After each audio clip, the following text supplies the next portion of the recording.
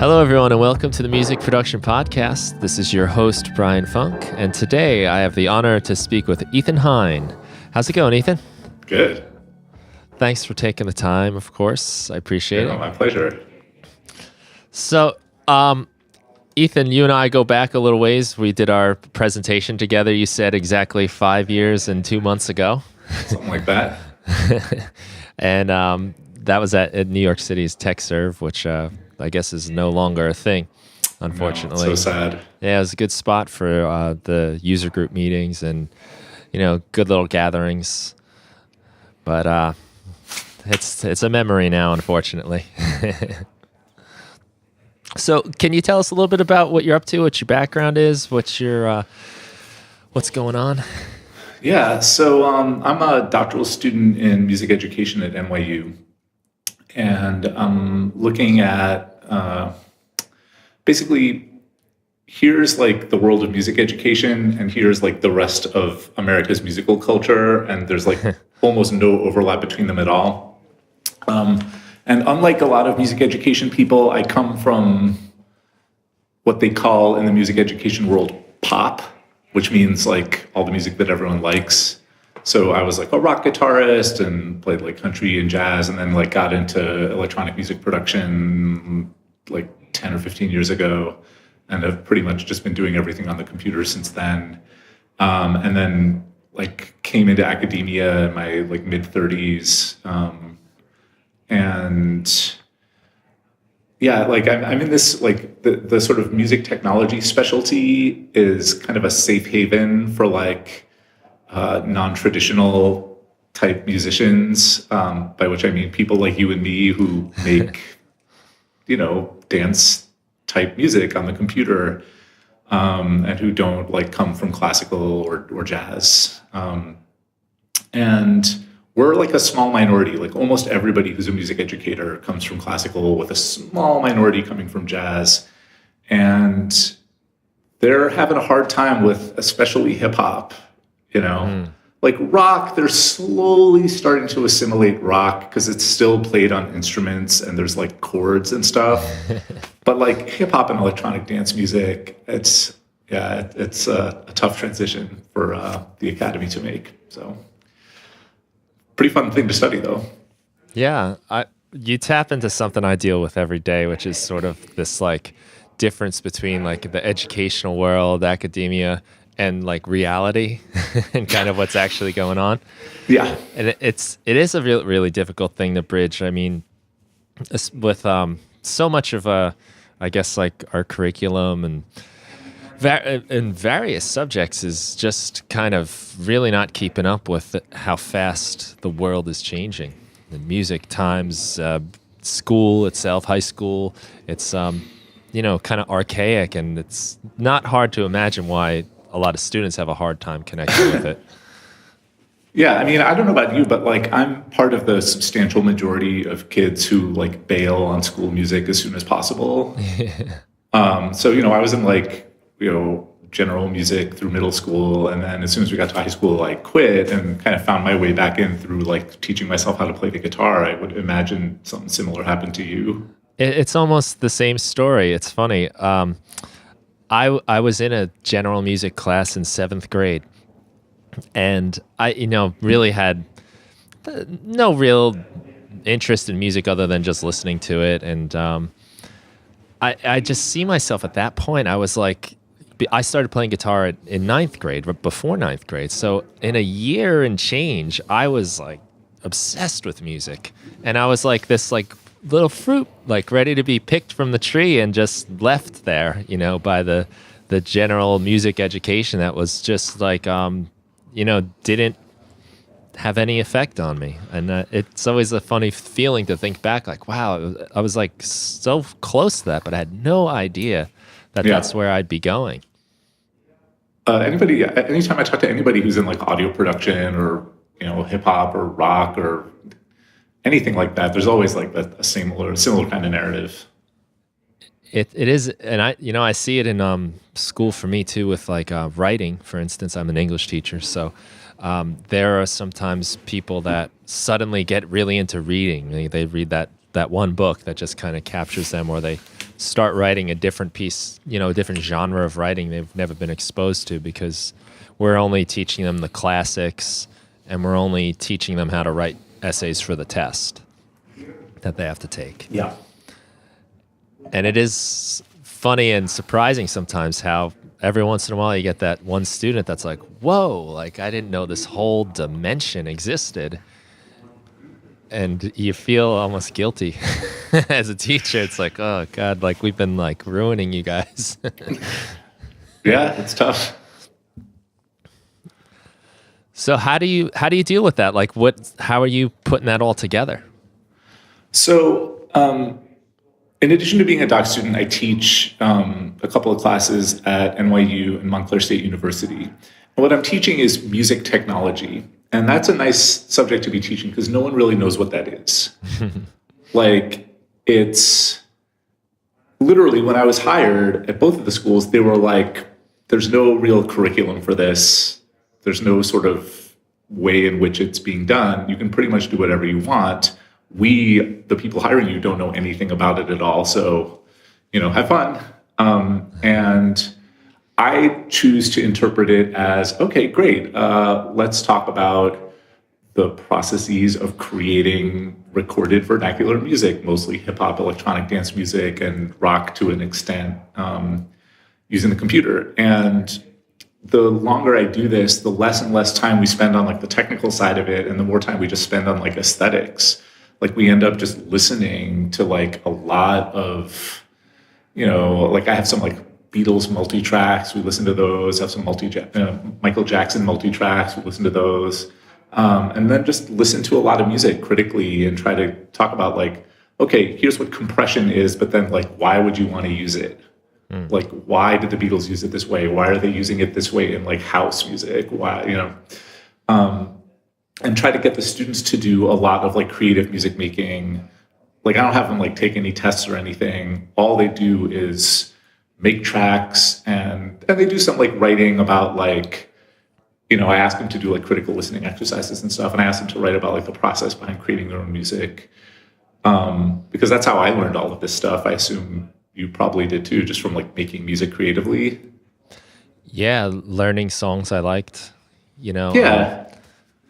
And maybe you hit some wall where you're like, why do my drums sound like such garbage?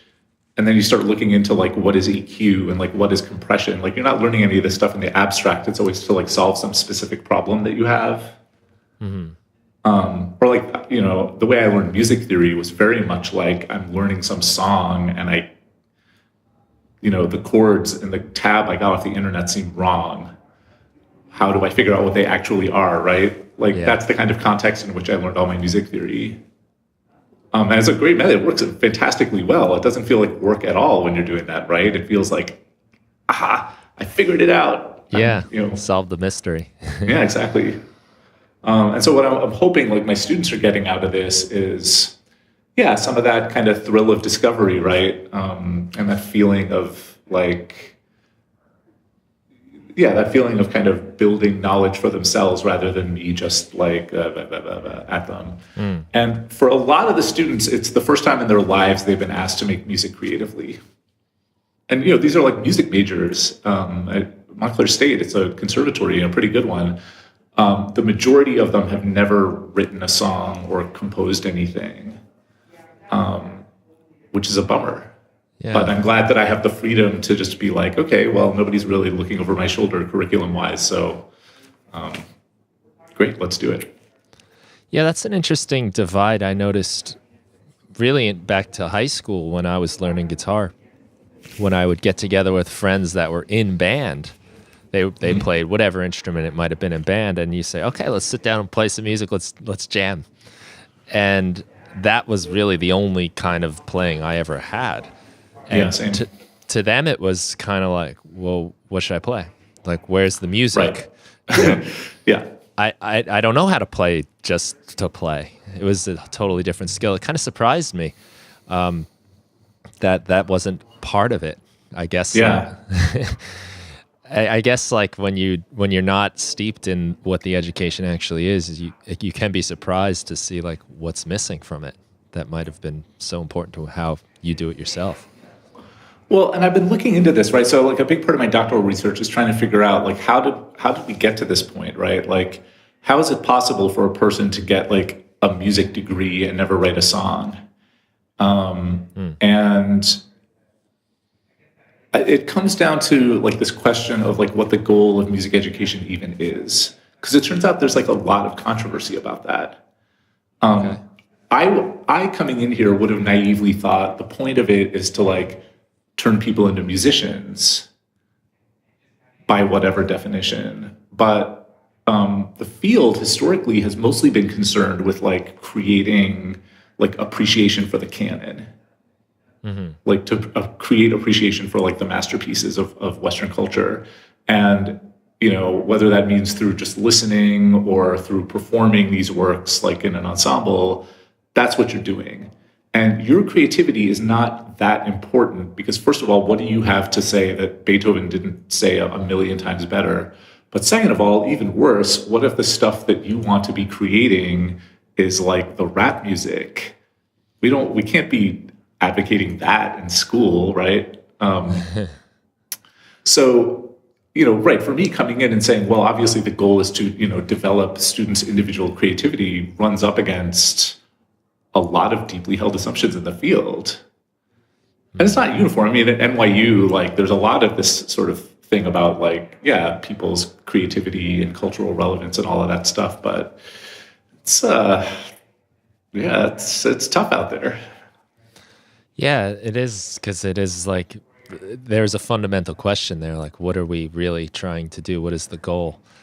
If I can tie it to my English teaching, you know, you would seem to think based on what they're evaluated on, the goal is to produce almost like a robot that can just create like this one type of writing, or right, like the 5-paragraph essay.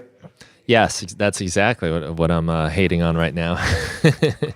I know. I want to tell every kid in high school, you will never write a 5-paragraph essay again as long as you like. I've been writing academically and professionally for many years now. Nobody wants an introduction or a conclusion. It is kind of something I say to them, like we're gonna work on, you know, you're gonna be working on this one essay until that one day you take it, and then you'll never do it again. And there's the big test we have in New York State, the Regents exam. They give sometimes in January. And when you have that as your goal, and really what you're communicating to the students is, you know, this is all just to pass some test and nothing else matters. When you get to that test in January, you know, there should be no surprise when the kids say, so what do we do now? Nothing? There's no point to this, right? Yeah. There's that whole idea of like, will this be on the test is just very indicative of like what we're striving towards or valuing or saying is valuable to our students. Yeah. You know, and I went to this like hippie, like progressive private school here in New York, and there was no marching band. There was an orchestra, but it didn't like do competitions. And it was very surprising for me to learn that like school music in most places is a competitive sport, right? That there are these like regional competitions and then the state competitions, and like, you know, and that there's this whole like point system that you're being evaluated on, which I thought that was the craziest thing I'd ever heard when I found out about that. Especially because it's like the model of like varsity sports where you got to like make the team. And if you're not sort of keeping up, you can get cut from the team, which I guess makes sense with sports. But with something like music, like I'm trying to imagine if like English was taught that way, like where if you're not writing New Yorker level prose, then you're cut from English class, you know? That's it. No more pencil and pen for you. Right, exactly. Yeah, so it's, and I understand, like it comes from this idea of like, you know, we need to promote excellence and we need to like measure that objectively. It can't just be about everybody's whims. But yeah, you sort of follow that logic to its extreme and you end up with this like teaching to the regents kind of approach. It's a bummer. Yeah, and even just the idea of evaluating anything in a lot of ways, like I know if I'm being honest with anybody, when I read someone's essay in my class, depending on whether it's the first one I read, the last one I read, or if it's early in the morning or late at night, I'm tired or cranky, like that grade will vary inevitably. It's just too subjective on that moment. I mean, with all the creative projects that I have my students do, I try to grade on like effort rather than outcomes. Yes. Especially because I really want to not be evaluating based on taste. Because so in New Jersey, right, that's like the world capital of metal. Mm-hmm. And there are a lot of people in music school who are like, these metal people. And I really admire them and respect them a lot, but it's not really my speed. So I'm always having to ask them, one guy kept coming in with these songs with these like weird phrase lengths. And I have to be like, did you mean for this section to be 16 bars and 3 beats long? Because it's really throwing me off. And he's like, yeah, that's good. I want you to be like disoriented and anxious. I'm like, well, it succeeded. So yeah, I'm not going to like evaluate him for like freaking me out. But instead try to say like, okay, is this a fully realized idea? Or is it just like a minute and a quarter and then you kind of gave up, rather than talking about like the music itself, because it's just not fair. Yeah, I think that's a really great way to do it, and something good to encourage is sort of like a work habits grade or like a work ethic, effort kind of grade, which is also hard to determine. But yeah, because you're not there with them while they're doing these things. Right, and I've tried to incorporate this in some of my work, and you wind up creating all these extra steps just to document the process, and it can be take a little bit of the fun out of it. But I think that's a great thing to emphasize because it applies to everything. And it also removes the kind of, there's always like the people that can kind of just do it without really putting much behind it, naturally. And they're not growing because they're not pushing themselves. Yeah, right. So the question shouldn't be like, can you do this task well, but like given where you are, what's next for you, right? Yeah, because I get people in there who are like already pretty advanced, like dance music producers or songwriters sometimes. And so for them, I try to be like, okay, like now let's think about how do we get your kick drum and your bass to sit together a little better? Like, okay, you got the basic thing down. Now let's go into the nuances, Right. Yeah, and I guess if you're just doing the bass, there's other people you have to just do the basics with. Yeah, for sure. And if you're just requiring the basics, then that one student that has that isn't growing, and they're coming to school to get a piece of paper, essentially, instead of actually progressing. So I've been, do you know Mark Wiedenbaum and the Disquiet Junto? No.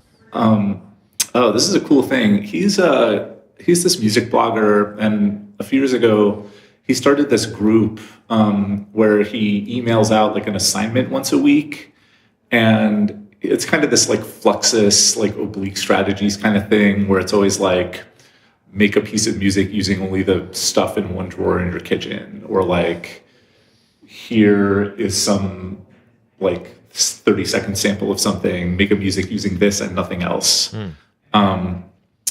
Or take somebody's project from last week and like make a new piece of music out of it without using any additional anything. And you have like 3 days to do it or 4 days to do it. And so the idea is like nobody is spending more than a couple hours doing these things. But ironically, like a lot of the best music I've ever made in my life has been in response to these prompts, exactly because it's like short time frame, narrow constraints, not taking it too seriously. And it's always the ones that I like bang out in 20 minutes that come out amazing. And plus it's this whole community of people who are like listening to these things and commenting on them and remixing each other's stuff. And I definitely am like trying to model my music teaching after it just because it's such a pleasure to be a part of. So, I mean, my stuff is not nearly so high concept. It's more like make a piece of music using the loops that come with GarageBand and nothing else. Mm-hmm. And so stylistically, it's like wide open. You can do whatever you want, but it's just using this one technique. Right. Or like make a piece of music only using Midi and software instruments. And you can get the Midi from wherever you want. Like if you want to go on the web and download some Midi file, that's fine. It just has to sound good. Good, huh? Or like record something with your phone and like then make a piece of music out of that. Stuff like that, where it's trying to be like technically like kind of limited, but like stylistically wide open, and Yeah. whatever their sort of creative agenda might be, hopefully they can fit it into that. What was the person's name you said that does the assignment? Mark Wiedenbaum, Weidenbaum, disquiet.com. Disquiet. Yeah, that sounds familiar, actually, disquiet.com. Yeah. Imagine I've probably, I'm always scouring the internet. but I love that assignment. That's great. Because it's what you said, the constraints, especially the short deadline too. Because you know how easy it is to overthink everything and work on art forever. I had an experience again. I see all these like parallels with my writing teaching, but I think it applies really well with music, and this sort of kind of solves the problem. Where I thought it'd be great, I'm going to let my students write about everything or anything they want, and that was the fastest way to find writer's block. But as soon as what I then revised the assignment was like, all right, you can write about anything, and that's sort of like the genre is open, but it has to have a flat tire somewhere in the story. You just we as a class we came up with like random elements. We picked like a food that has to appear, whatever, and then stuff starts happening. Yeah, because now you're building around it and within it instead of just out of nowhere. And isn't it interesting how widely divergent like people's responses to that kind of stuff tend to be? Yeah, it's amazing. Like every once in a while I do like an advanced music tech class, which is pretty much an Ableton class. Mm-hmm. And for those guys, I'll give them something like, here's a 5-second sample of Duke Ellington, and you have to make a track out of this and nothing else. And even there, where it's so narrow, they still come up with this like insane variety of things. It's really a pleasure. It's a pleasure as like a teacher, just because it's fun to see what sort of stuff they come back with, and like half of it is always awful, but like it's at least like super interesting awful instead of just like a template that they're following. Yeah, it's right. It's surprisingly awful. Right. it can be anything. I think that really helps me. Those types of things, whether it's music or whatever kind of creative medium, it helps me realize how much possibility there is in even those like really small confines. Yeah. Where you just you always think of creativity as being freedom and the ability to kind of do whatever you want, but it's actually seems to be more to do with being creative with the little you have, or the tight little restraints. I noticed that like the classical geniuses tend to love these forms, which, like the sonata and like the concerto and all these things, which are actually like pretty rigid. Mm-hmm. When you have like a saraband, and I don't know what that means. And then like in my own listening, like I listen to a lot of jazz, and they're always like rhythm changes, blues, like, like I love Thelonious Monk, and he's such a weirdo, but like 3/4 of his tunes are blues. And you can just sort of see him like kind of pushing against the constraints of this like form, and he always comes up with the coolest stuff that way, Yeah, that is very true, and even in writing poetry, there's very strict forms in there, whether it's a sonnet or haiku even. It's within that like area where you can work. I think a big part of it is it's a little bit easier to know when you're done in a lot of ways. For sure. Yeah, for sure. I'm dealing with this question right now. I'm at the end of the semester for my Berkeley Online courses, which is like an Ableton Live course and a sampling course. Mm-hmm. And they're doing their final projects, and the question has come up a few times. How do you know when you're done? Yeah. And I'm kind of like, that's a good question. I said, your deadline is on Friday. Yeah. That's how you know. Like, deadlines are valuable, there's a reason why like the, Disquiet has like been such a kind of bottomless source of inspiration exactly because it's due Monday and that's it. And like, the computer, much as I love it, like, because nothing is ever carved in marble ever, it's seductive, right? I mean, I sort of love that like Kanye West was like still fiddling with Life of Pablo even after it was released, because it's streaming. Who cares, right? It's like Facebook. You can just keep upgrading it like forever. I'm like, yeah, but people who are less confident than you, that's a trap. Yeah. Yeah, that is a funny thing that happened, right? He's like, I'm going to just change a few things. And I mean, who hasn't had that impulse? But like now it's actually possible, right? Right, because it's not that physical item that you can't take back anymore. Right. Yeah.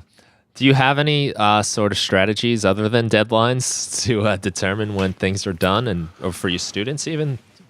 I mean, for my students, like deadlines are it, and mine are pretty short. Like they usually get like a week to do stuff, and then I do let people revise. Like if something is like really a disaster, I will always say, take another swing at this, resubmit it, and I will reevaluate. And they do actually have a project later in the semester that's like a self remix, where they pick something from earlier in the semester and they can like fix it up. And if that means just do a little mixing, fine. If it means burning everything down except for one part and redoing it, that's fine. Yeah. And they also do peer remixing because I want them I want them to have a little taste of that kind of collaboration. And I like for myself, like I like forms. I like the 3-minute song, Mm-hmm. I like all my stuff, no matter how abstract and instrumental it is. Like in my sessions, it's always like intro, verse 1, verse 2, chorus 2, breakdown, chorus, outro. That's always the form, even if it's just abstract noise, Right.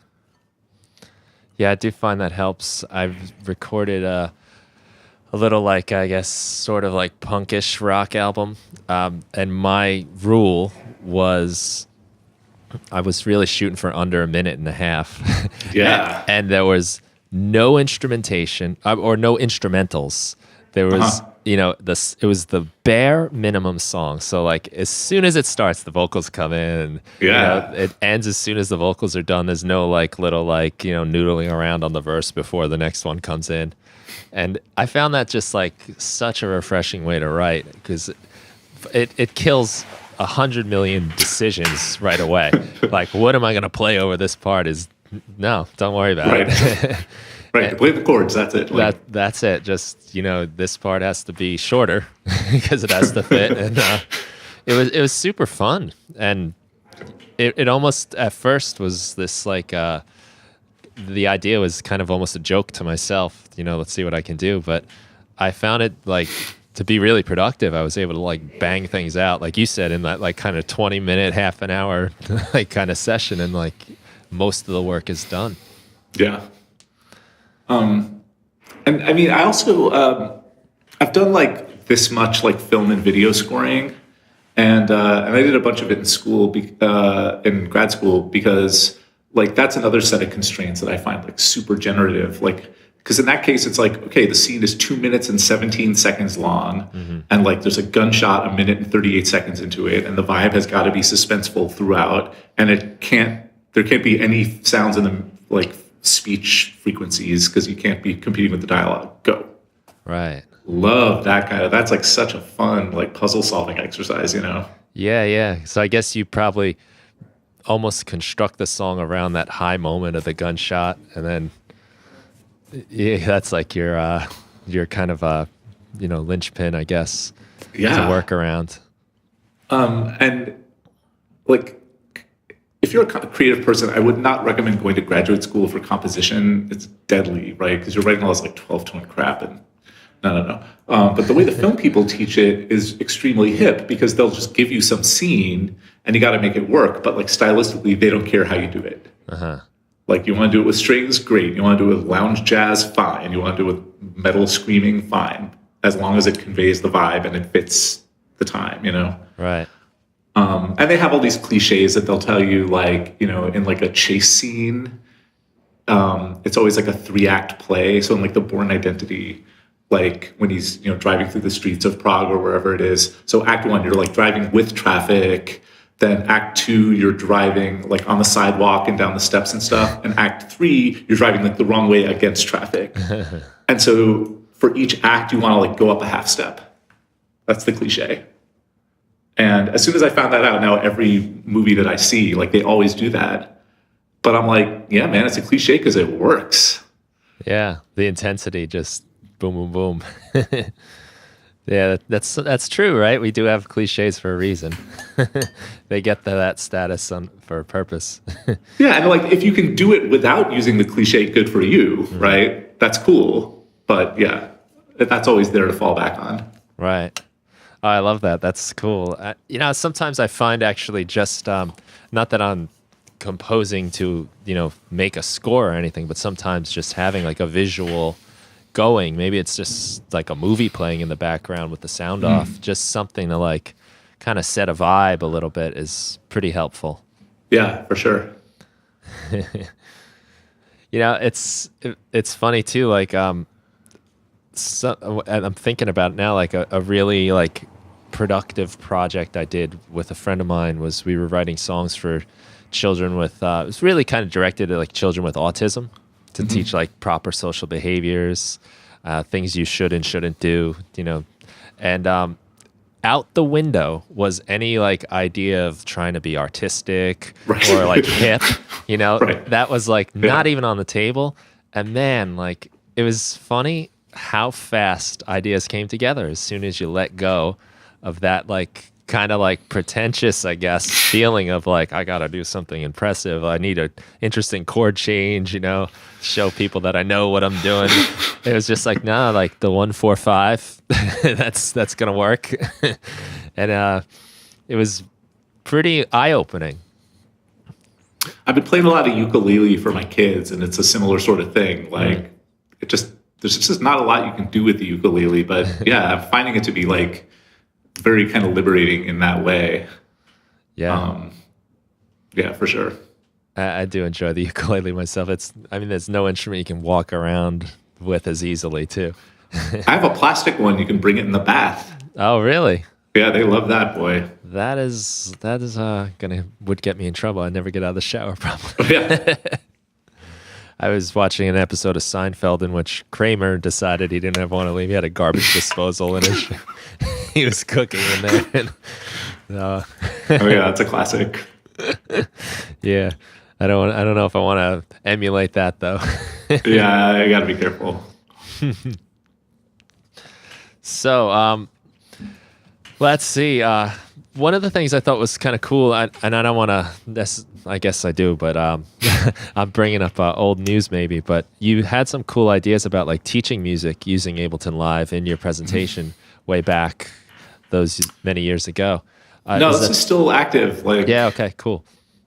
So, yeah, this gets at like the difference between like oral learning and notational learning, right? Notation is a big obstacle for a lot of people. It was for me.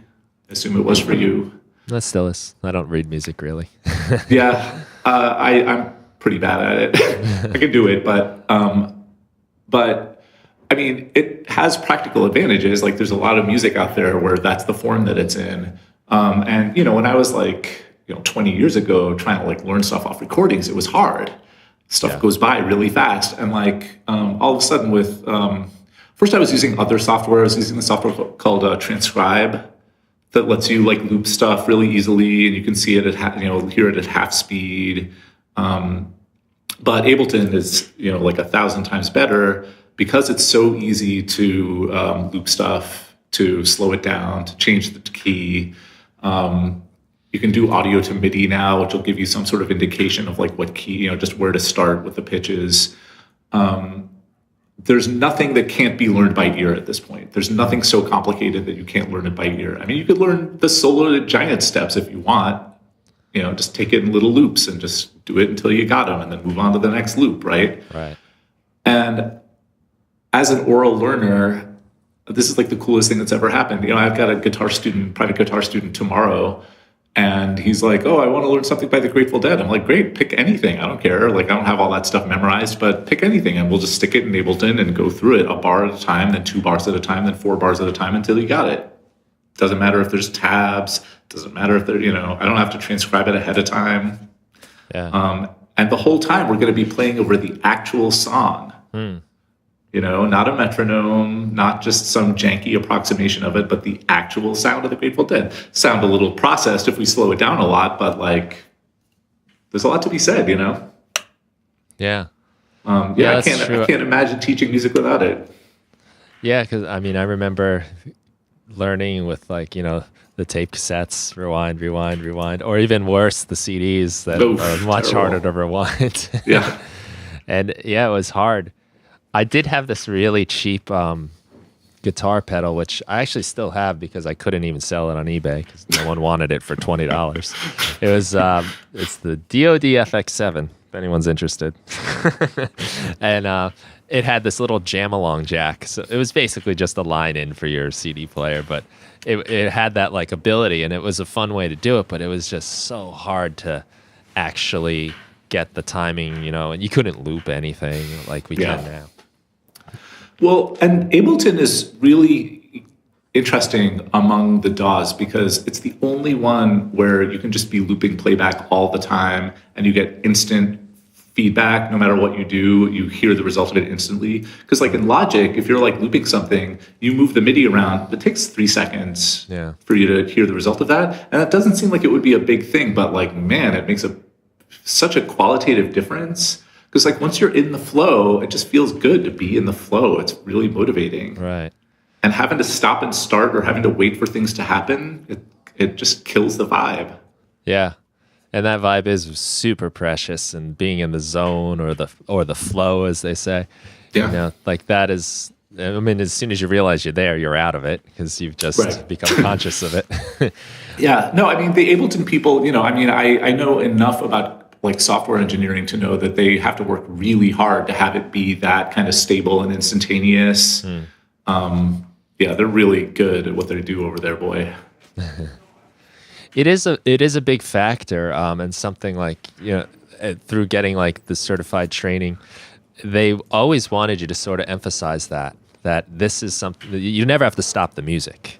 Keep the music going and stay in there, and it's definitely helped me a lot in my own making, where I can actually have, like you said, that loop can be going for 20 minutes. I'm in like some sort of weird trance making music and parts over it. And you can record a new part that's not looping over the part that's looping. And amazing. Yeah. No, it changes the whole way like you think about music creation. What it does is it feels more like what was always happening in my head when I was like doing stuff on paper or like doing stuff with tape recorders. I'd be like, I have these loops that are kind of going. I don't know how long they're going to go for. And then I have this other thing that's not a loop. But you always had to sort of hold all that in your head or like represent it on paper somehow. And it's really nice to just have it on the screen, boy. It is. Or if you could convince that one friend, just play these chords for 45 minutes while I think. I'm going to make up a solo. Right. Yeah. Yeah, I've subjected to some of my friends to that many times. It's been interesting for me to like get, I do not come from hip hop, but I admire it a lot. And I've been, as I spend more time with hip hop artists, their thing is like, we just get the basic loop going and then just let it run for hours and just hang out. Just let it run and play video games and shoot the breeze, and then get out the notebook, write for 20 minutes, do one take, and you're done. But it's very important to just let it just soak in unconsciously, right? And it seems like, guys, what are we doing here? We're in the studio for 5 hours and we're spending 4 of it just screwing around. But then when they go to record, it's like one take. Yeah. There's like no hesitation. And the writing takes like 15 minutes, So I'm definitely trying to internalize that. Yeah, well, there's definitely something to be said about that first take, that first go that has that emotion, that energy, that kind of, that is hard to recreate, take 8 and like be as excited about it again. And we live in the world of auto-tune and quantization, so you can always use take 1, Yeah, that's true. You'd have to screw it up pretty bad for it to not be fixable in post, you know? Right. I find a lot of like what you said about letting things play and almost doing other things to be so helpful for me. Where I a lot of times it's driving, where I have something I'm working Sure. on, and I might have recorded a half hour of whatever, just maybe noodling around or experimenting. Wash your dishes, yeah. Yeah, I find like when you're sort of you have it on, you hear it, but you're not really listening to it. There's something valuable to that because when we're really working on music, we're so like analytical, and we're scrutinizing every single little detail way beyond anyone will ever do again. Unless you get really lucky, I guess, and you got your Beatles multi-tracks in your class one day. But it's just it's a nice perspective to get that we don't ever really get as the creator of the music. Yeah, for sure. Yeah, that like fresh ears thing. It's it's good to have another pair of ears in the room. Yeah. I read that like Max Martin and these pop people, they have like a vibe person who's not like a musician. It's just vibe person. That's the job title. Okay. That's and cool they're not a musician. They're just some cool like club kid whose only job is just to hang out in there and like approve or disapprove. No way. And I'm like, that is smart. Yeah. Because I have a friend who basically did that job for me. I didn't have a term for it. And she was a musician and a very good one. But her main thing was just like, that's kind of lame. Ooh, that's cool. And because she's so much cooler than me, I could just be like, oh, good. Like, some objectivity on that, Yeah. Right. That is interesting. I mean, just like kind of a barometer, like a cool barometer. Yeah. Or I read like, Miles Davis, like he never spoke during like recording sessions. Mm-hmm. He just was just sort of there kind of silently disapproving of you. But all his, John McLaughlin and Herbie Hancock and all of them are always like, it really made you like just want to impress him. So you really had to bring it, Yeah. Like, interesting. I don't think I have quite the presence to bring off that sort of terror in a collaborator, but see how it would work. Yeah, right. He comes with that built in, right? Yeah. Some people. But that is interesting. I guess sometimes we maybe overtalk things, and it's good to just sort of let it kind of become its own thing without interfering. Yeah.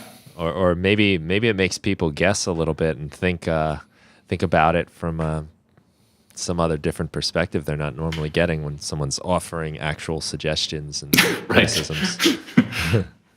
I could see that provoking like a downward spiral of anxiety and second guessing. You can see why he had a lot of turnover in his bands, right? You can see why people burned out after a while, right? Yeah. Like, just tell me what you think, man. That's a cool story. What are you working on with your classes right now? Anything in particular you're excited about? Today was vocoder and autotune day. Oh, cool.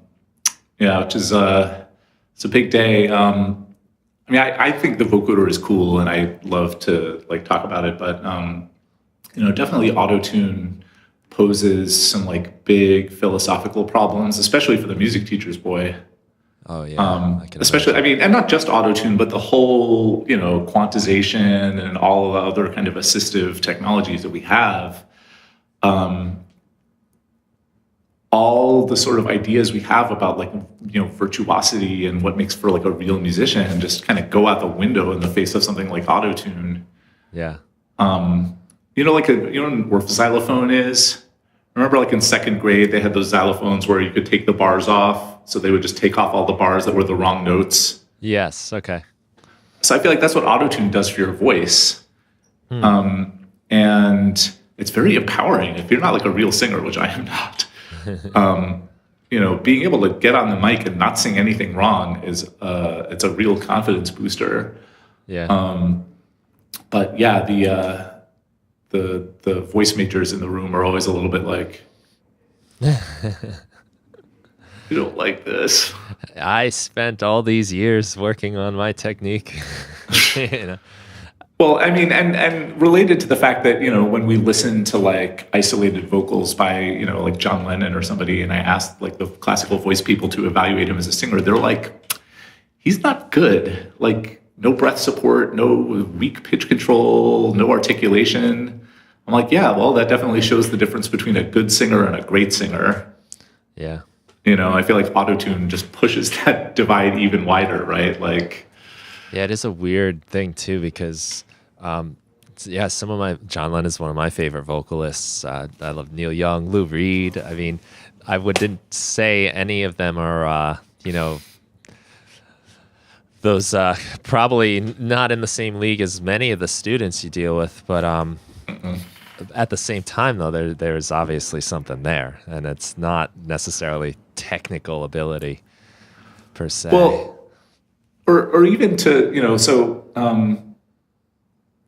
one of the assignments the students have to do is just like they have to submit like discussion questions. And so one of the discussion questions that one of them asked was like, okay, now that we know about like autotune and quantization and compression and EQ and all these other tricks, what exactly does like a Rihanna bring to the table other than like a pretty face?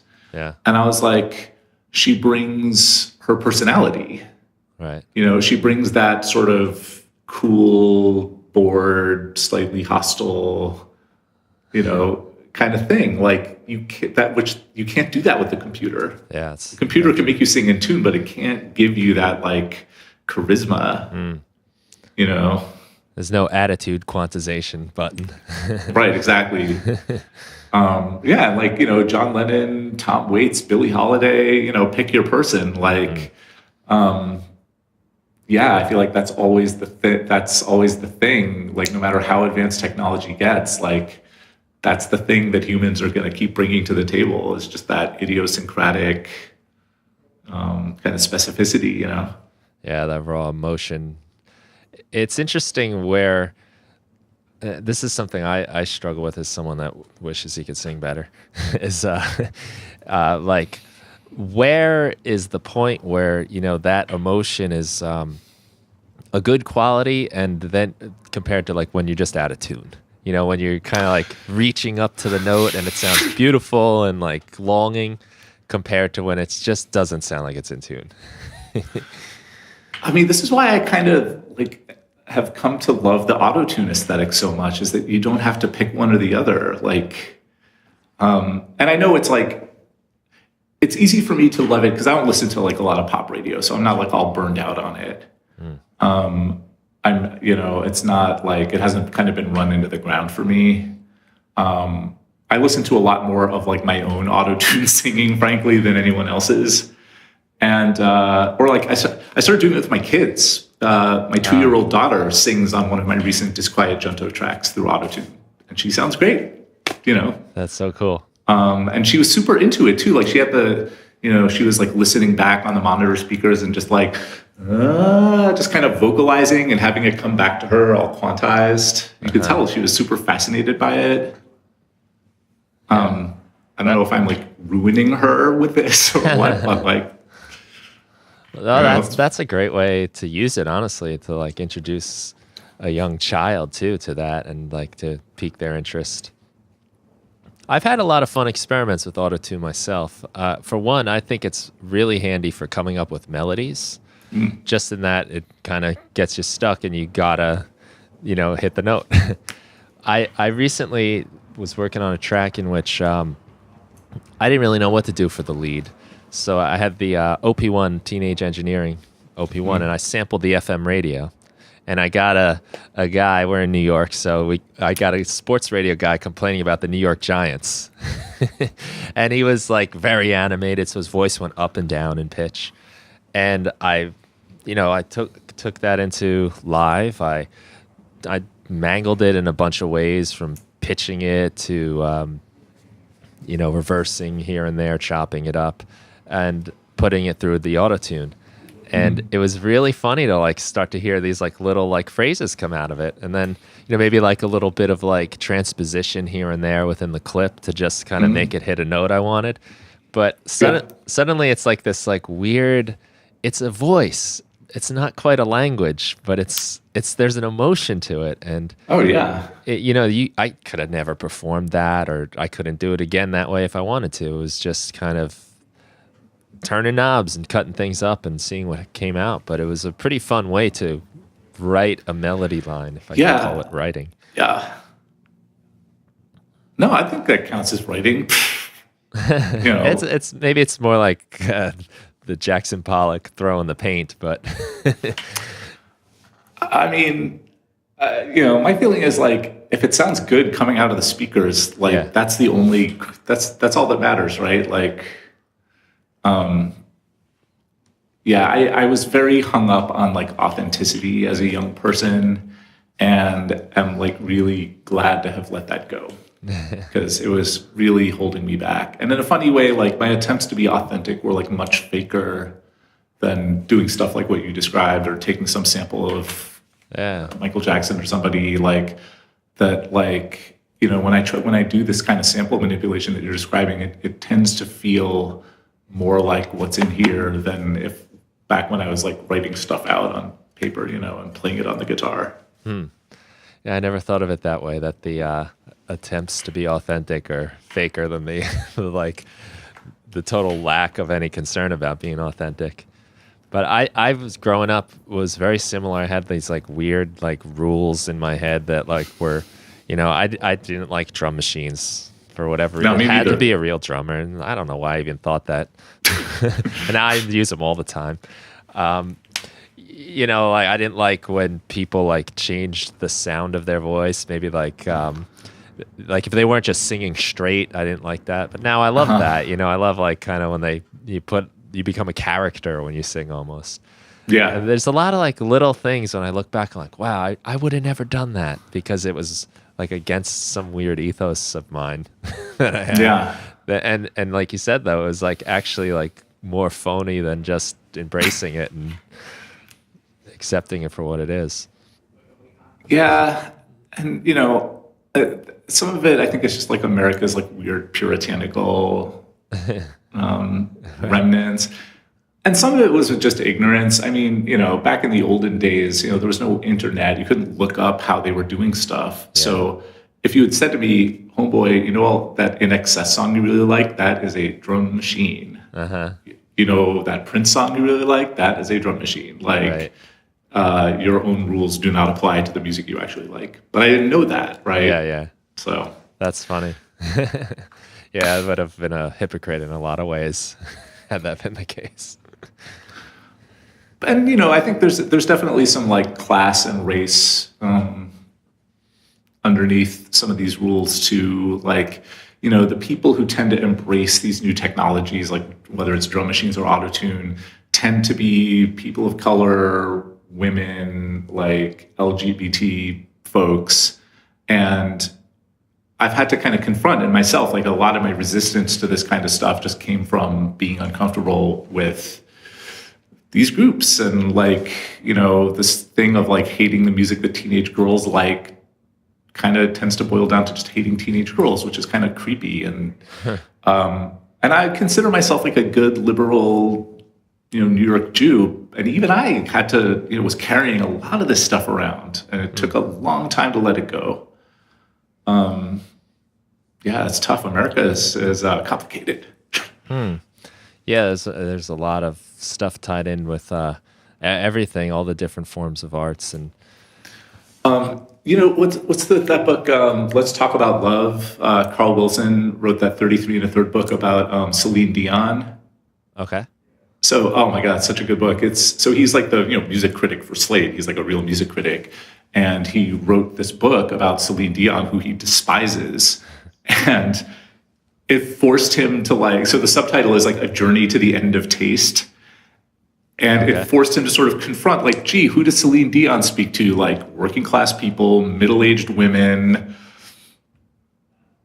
Aren't my feelings about her music really my sort of feelings of sort of contempt for these groups of people? And at the end of it, he didn't like come to love Celine Dion or anything, but he definitely came to realize just how much of his sort of how much of this was like an assertion of like status. And I could look at that myself too and say like, back when I was into authenticity, I always liked black music from a couple generations ago, but never the current stuff. Mm-hmm. And having let that go, I'm able to just be like, top 40 hip hop ranges in quality from genius to ridiculous, just like every other kind of music. Yeah. It's silly to say that something is better because it's old. Like, the old stuff, we've just had time has kind of filtered out all the mediocrity. So all we're left with is Robert Johnson and Muddy Waters. Right. There were plenty of terrible blues musicians back in the 40s. We just forgot about them. Yeah, that's so true. I think about that even with like 90s music, where it gets like held up on the pedestal, and even like the songs that were hits that I hated in the 90s are like, like, all right, it's not too bad. What were we complaining about? But all that other stuff was left behind and forgotten, and every once in a while you hear the things that we don't hear anymore, and you remember. I want to issue an apology to George Michael, who I had no use for at all back in the 80s and 90s. And now I hear that stuff and I'm like, oof, man, that guy was a real musician, boy. That stuff is so well constructed. That song Freedom 90, it's got the funky drummer in there. Like he heard Public Enemy like Fight the Power, and he thought, ooh, I like that song. I'm going to use that same beat in my song, Freedom 90. And now I'm like, George Michael. Yeah, right. That's awesome. All right, yeah. Yeah, sometimes a little hindsight, right? That's an interesting point, though, what you make about how maybe it's like almost like the reason he's so against Celine Dion is just not connecting with the group it's intended for. And I think hanging around with as many musicians as I have, and as many of them that are can get, I guess, like snobby about their art and their particular style, it's very easy to write off a lot of like, say, like the top 40 hits and just, I don't like any mainstream music and all of these ideas. But it is a different product for a different person. Like they're not trying to impress you on that musical level. This is a song for your next party. Go have fun and hang out and dance to it and forget it. And a lot of the music that I think growing up to, I had that like little grudge against for whatever reason. I hear now like, this song is fun. This is a fun. Yeah, right. I'm dancing to this and enjoying myself. Joy is I missed the point. Yeah. And no, and we get this thing of like, to be an artist, you have to be suffering. Yeah. And especially if you're in the 90s. And like, right, that like anguish is like more profound than joy. Yeah. And I'm sort of like, no, it's not. Joy is profound too. And like all joy all the time is kind of lame too, but like all anguish all the time is. I guess it's a safer emotion, especially when you're growing up too. To be angry, that's like a defense. To be kind of to show vulnerability is a big no-no if you're a teenage boy. Oh yes. Forget it. Like they'll eat you alive. Yeah. No, you have to be pretty confident person to show vulnerability for sure. Much easier those were my deepest heavy metal days, and the heaviest music I listened to was during those times. For probably those exact reasons. Yeah. For me, it was like, murder ballads, like bluegrass, like that really kind of bleak, sort of like American traditional stuff, like, but for the exact same purpose, Right. Yeah. And I think you see it too today. It's sometimes it's just whatever's, I guess, the flavor right now. And, I see a lot of it. Maybe it's like hip hop that might be like angrier or more aggressive. But that's just because it's what's more popular, I think, really. That sentiment is always there, I guess. There's always angry young teenage boys coming up. They're never going away. Yeah. God bless them. Yep. Yeah, it's hard to like have that be accepting to some of those other emotions, though. That's I guess experience, right? Yeah. I mean, I was always fearful, like, oh God, how am I going to be a musician if I'm like middle-aged with kids and a job, like can't be out until 3 a.m. every night. Like, how am I going to do it? And man, my music is like 100 times better as like a middle-aged dad than it ever was as like a 20-something hipster. Like exactly because like I don't nearly have as much time for sure, but I also don't like waste as much time sort of chasing down these like weird dead ends and trying to prove points to nobody but myself. You know what I mean? Yeah. Like what you were talking about with like making, you know, like writing songs for like kids on the autism spectrum. Yeah, sort of letting go of all of your kind of self-imposed constraints. Yeah, I feel that very much. Like, you know, like I don't only make music that I want my kids to like, but that is definitely a constraint because I want to be able to listen to it when they're around, and it's easier if they like it and don't complain. Yeah. And so, you know, it ends up being like, all right, like more beats, more, you know, bright timbres, like more singable melodies. And like, yeah, that makes your music better if you're trying to do that stuff. At least for me. Yeah, that's a good point. And without that kind of I guess like, you know, trying to prove it, because so much of your identity, for me at least, I think a lot of my identity was wrapped up in like what I was doing with my music. Oh, for sure. And like it was kind of almost like backwards in a weird way if you think about it. I was making the music for my identity instead of like letting the identity make the music. Kind of some weird feedback loop going on there, maybe. Yeah, yeah. No, but it's hard to be young, you know. I wouldn't go back. Like, oh, no. I mean, it was nice to like not have my back hurt all the time, but like, yeah, I was so dumb. Jesus, like, no, yeah, old is better. Wise is better. Well, hang in there, kids. Yeah, right. Youth is wasted on the young. Yeah, yeah, I see it every day, and I see people that are, you know, sitting together in the cafeteria, picking on each other. There's this whole like identity pecking order thing going on.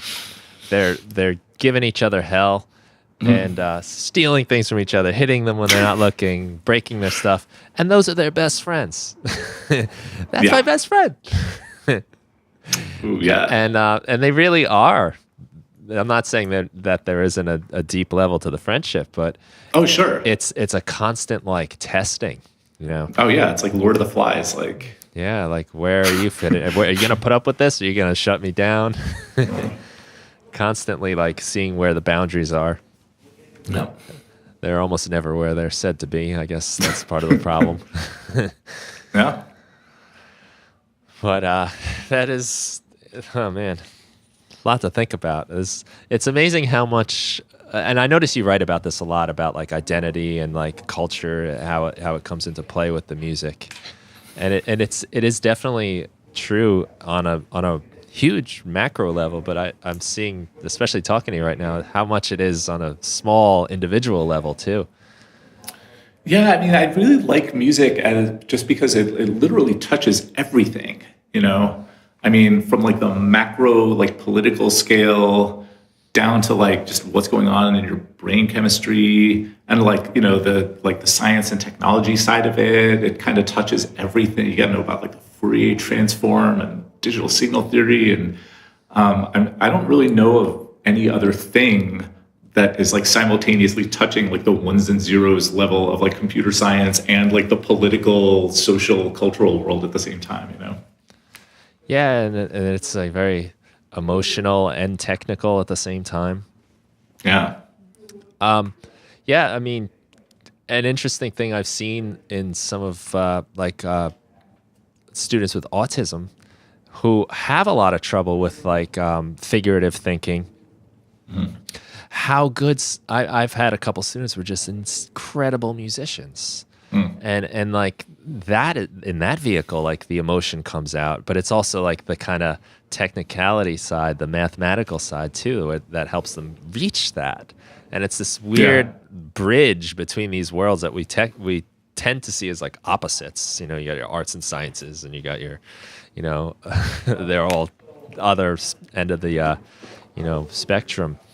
But it's this like weird, like, I don't know, like electricity that ties everything together. Yeah, I mean, but, you know, music has always been technological. I mean, like, you know, the oldest human artifact that's not made of stone is a flute. like made out of a vulture bone, like, and which is like a pretty high tech thing for an Ice Age implement. Trying to think of how long it took them to dig the center out of that bone and drill the holes in it. But yeah, I mean, obviously, like with a computer, that's like a little bit more upfront. But I mean, for me, like, yeah, technology, it just keeps driving like creativity. Like when, Live 10 came out, and I got the wavetable synth, I'm like, great, I'm just going to make like 6 or 7 songs that are just like, what can I do with this synth, It was like being a kid with a new toy. Literally, that's what it was. It was a new toy, Yeah. And, I remember that with like, yeah, like pretty much any like new piece of gear or new piece of software, it's always like, what part of my feelings is this going to connect to, Yeah, I agree, and I get those feelings a lot. I think maybe my problem is I get it too much because there's so much always coming out. I mean, if you threw Wavetable at me 10 years ago, I mean, and that was it, I would have been good for 10 years. Yeah, no, it's true. You could never get to the bottom of it. Yeah, and now it's, all these things are coming out so fast, it's so hard to like focus on anything. And I miss those days, honestly, where I only had like, I had my guitar and I got a new pedal, and like now I'm going to explore this tremolo pedal. Great. What can we do with this pedal? Forever. Yeah. Like really just get to know it. And that kind of connection, sometimes it has to be really deliberate now, whereas in the past it was, I have no choice. I have nothing else, and I can't get anything else. No, this is true. Yeah, there's with, I guess, all this power comes great responsibility and self-restraint and all kinds of stuff. Yeah. So I know your blog and your website, ethanhein.com, is a great place to reach you. Do you have a place you want other people to visit in particular, or is that kind of the hub? Anything? Yeah, I mean, from there, it's got all my SoundCloud, Twitter, all that jazz. Yeah, any of those things, I am on them more than is healthy or responsible. So. Mm-hmm. Yeah, by the way, I think it's really cool that you put the curriculum up of your work. I think I mentioned that to you in our email. But, yeah. I mean, sometimes, in teaching and I guess everything really, people really guard their secrets or their stuff. And I think it's really nice to see someone like you who you're writing almost pretty frequently, almost weekly with blogs, and you're sharing your course with the materials. It's really pretty cool. Well, being an academic is very lonely, and I don't know, I would like go bananas if I couldn't just like be putting stuff on the blog and putting stuff on Twitter. Because like then it's not just me in my head. Like I get to meet people like you. Yeah, right. Yeah, now I've turned things down in the past because it was kind of like expected that all my work would have to go through that channel. Yeah, and that kind of stuff it seems like in many cases it would have been a nice short-term decision. Maybe make a little money or something. But in the long term, to like now just be stuck through this one funnel just seemed kind of silly and counter to what I really do want to do, like you said, to share, to put it out there. I mean, the point, I guess, of this is to make music better, to make people think more, and to a lot of times for me it's just to sort my thoughts out and come to my own understandings too, and a lot of that is in the feedback you get from other people. Oh yeah. No, I mean, Lord, like on the academic side, you submit an article to a journal, and then like months later, it gets accepted or rejected, and then you get a round of edits, and then months later you get another round of edits. It's excruciating, man. Like I can't take it. And I mean, I'm the kind of like nerd who like posts something and then it's just like refreshing the stats page, or like go to bed and wake up in the morning and just be like, what's been happening overnight? But like, we're social animals. Like, it's nice to know that you're having a conversation with other people. Oh, yeah, for sure. It feels good. Yeah, I mean, that's why we record our music, isn't it? I mean, it is fun for me to listen in my car, but I do want someone else to hear it too.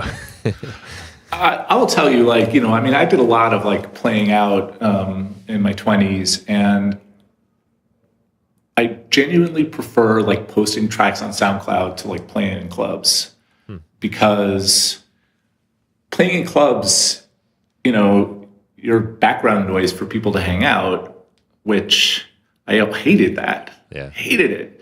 And now I know there's no way that somebody would be listening to my stuff on SoundCloud if they didn't want to actually listen to it. Right. And so it feels good to know that, like, yeah, okay, quality. 38 people listened, and all 38 of them were into it, Yeah. Yeah, as opposed to just being there by coincidence. That's probably toned down a lot of my playing out too, is just knowing that like the live music aspect is just the coincidental thing that happened while everyone else is out to get a drink or something. Yeah. No, and I used to hate people who came to bars to socialize, which now I'm like, are you crazy? Like, what's the bar for, man? Come on. Yeah, right. But it's not an optimal music venue for sure. Yeah, it's true. Can be fun for sure, but I know what you're saying, and you can say there are 50 people at your show, but if there are 50 plays on your, that's a little more deliberate. Yeah, and I have this like very small number of like super dedicated fans. There's this guy Rob Walker. He's like a journalist for Yahoo News, and he would like and comment every single thing I put up. And I finally met him. He was in New York, and I got to meet him. And I'm like, man, knowing that you're out there like enjoying this stuff means more to me than if there were like 10,000 people who had it on while they were working out, Yeah, that's pretty special. I think that might be the educator in you appreciating that, because I know for me, it's the kind of job like you finish your day and you don't really know if you did anything for the most part. There's no fireworks at the end of the day. If I sweep the floor, I can see the floor is clean, and I did that. Right. But they leave my class and no one looks any smarter. No one came up to me and went, "Wow, you changed my life." Yeah. Occasionally you get a person here or there that stops by and says something, but it's important to like really appreciate that when it happens. Yeah, because it is rare. It is rare. All right, man. I really do appreciate you taking the time. It's great talking to you again. And we'll send people to ethanhein.com. And I'll put some more show notes in there. There's a couple cool things we spoke about. We'll definitely get like the Disquiet link up there. I think I'm going to have to participate in that a little bit myself, because I need that discipline a lot, because I tend to like go into music making with the free spirit, like, hey, whatever happened, and wind up not doing anything. I do that too much, and I know I should. Yeah. But anything else before we go? No, sir. No? All right. Well, thanks again. And thank you, everybody, for listening. This is the Music Production Podcast, and you just listened to Ethan Hein. Thanks a lot, Ethan. Yep. All right. Take care, everybody.